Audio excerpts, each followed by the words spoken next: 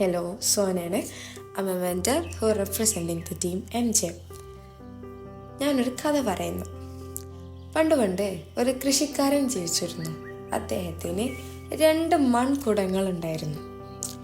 ദിവസവും അദ്ദേഹം കുളത്തിൽ പോയിട്ട് ഈ 2 മൺകുടങ്ങളിലും വെള്ളം ശേഖരിച്ച് കൊണ്ടുവന്നിട്ടാണ് അദ്ദേഹത്തിൻ്റെ കൃഷിയൊക്കെ നനച്ചിരുന്നത്. അങ്ങനെ ഇരിക്കെ ഒരു ദിവസം ഇതിലെ ഒരു കുടത്തിന് ചെറിയൊരു വിള്ളൽ സംഭവിച്ചു.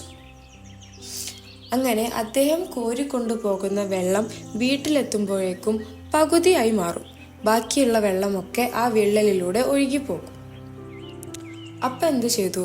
നമ്മുടെ വിള്ളൽ വരാത്ത മൺകുടം നമ്മുടെ വിള്ളൽ വന്ന കുടത്തിനെ കളിയാക്കി. അയ്യേ, നിന്നെക്കൊണ്ട് യജമാനന് ഒരു ഉപകാരവുമില്ല. നീ വെള്ളം മൊത്തം ഇങ്ങനെ ഒഴുക്കി കളയാണ് ചെയ്യുന്നത്.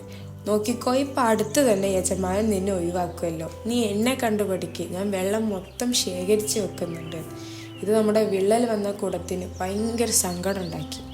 അങ്ങനെ ഒരു ദിവസം ഈ 2 കുടത്തിലും വെള്ളവുമായി പോയിക്കൊണ്ടിരുന്ന യജമാനനോട് ഈ വിള്ളൽ വന്ന കുടം പറഞ്ഞു, യജമാന, താങ്കൾ എന്തിനാണ് ഇപ്പോഴും എന്നെ ഇങ്ങനെ കൊണ്ട് നടക്കുന്നത്?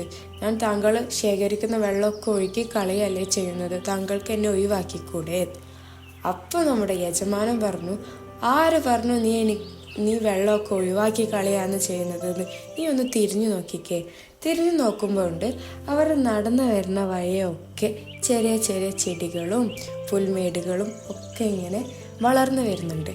ഇത് നീ കാരണമാണെന്ന് ആര് പറഞ്ഞു? നമ്മുടെ യജമാനൻ ഈ വിള്ളൽ വന്ന കുടത്തിനോട് പറഞ്ഞു.